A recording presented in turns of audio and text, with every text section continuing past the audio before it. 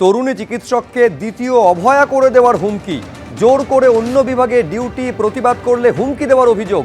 শান্তিপুর হাসপাতালের সুপারের বিরুদ্ধে হুমকি দেওয়ার অভিযোগ। শান্তিপুর থানা নদিয়ার সিএমওইচের কাছে অভিযোগ দায়ের। হয়তো কাজের চাপ নিতে পারছেন না, তাই এই অভিযোগ। তরুণী চিকিৎসকের অভিযোগ উড়িয়ে পাল্টা দাবি হাসপাতালের সুপারের।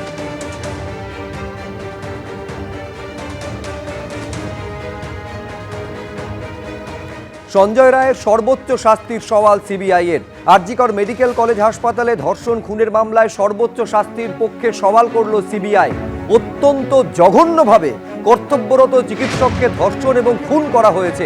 এটা বিরলের মধ্যে বিরলতম অপরাধ। সঞ্জয় রায়কে সর্বোচ্চ সাজা দেওয়া হোক, আদালতে ফাইনাল ক্লোজিং সাবমিশন সিবিআইয়ের।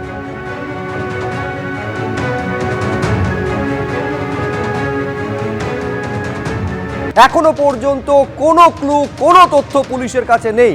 যেভাবে হামলা ঘটেছে তাতে অনেক দিনের অনেকজনের মাথা জড়িয়ে রয়েছে, এই অভিযোগ সামনে আসছে একেবারে তৃণমূলের অন্দর থেকে। বাড়ির সামনে দুলাল সরকারকে খুন করা হয়েছে, তা নিয়ে বিস্ফোরক অভিযোগ করছেন তার স্ত্রী।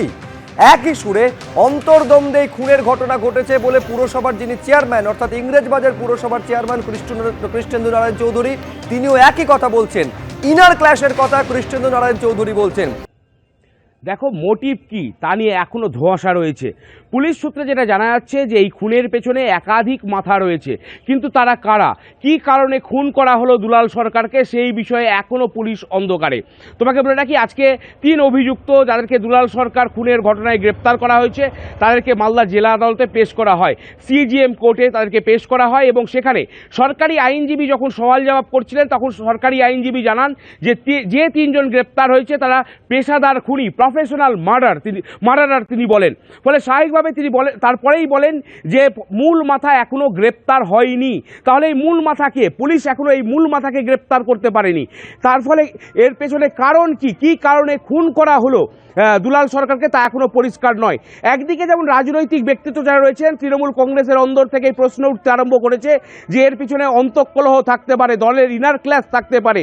পরিবারের তরফ থেকেও একাধিক ইঙ্গিতপূর্ণ মন্তব্য করা হচ্ছে। পাশাপাশি রাজ্যের মন্ত্রী ফিরহাদ হাকিম, গৌতম দেব, শিলিগুড়ির মেয়র, তারা অভিযোগ করছেন যে বড় ষড়যন্ত্র, বৃহত্তর ষড়যন্ত্র রয়েছে এই খুনের পেছনে। তারপরেও কিন্তু এখনো খুনের মোটিভ ক্লিয়ার হলো না। স্বাভাবিকভাবে এই প্রশ্ন উঠছে যে পুলিশের ভূমিকা নিয়ে। যেহেতু গতকাল সকাল 10:30 নাগাদ, 10টা থেকে 10:30টার মধ্যে তোমাকে বলে রাখি, দুলাল সরকারকে কার্যত ধাওয়া করে খুন করা হয়। 3 জন দুষ্কৃতী, তাদেরকে দেখা যাচ্ছে ক্যামেরায়, এবং যেটা স্থানীয় সূত্রে জানাচ্ছে, পুলিশ সূত্রে জানাচ্ছে 4 জন দুষ্কৃতী এসেছিল। আগ্নেয়াস্ত্র হাতে ধাওয়া করে তাকে খুন করা হয়, মাথায় গুলি করা হয়, খুন নিশ্চিত করার জন্য, মৃত্যু নিশ্চিত করার জন্য। তারপরে এখনো পর্যন্ত 3 জন গ্রেপ্তার হলেও মূল মাথার খোঁজ কিন্তু এখনো পুলিশ পায়নি। কারণ নিয়ে ধোঁয়াশা রয়েছে।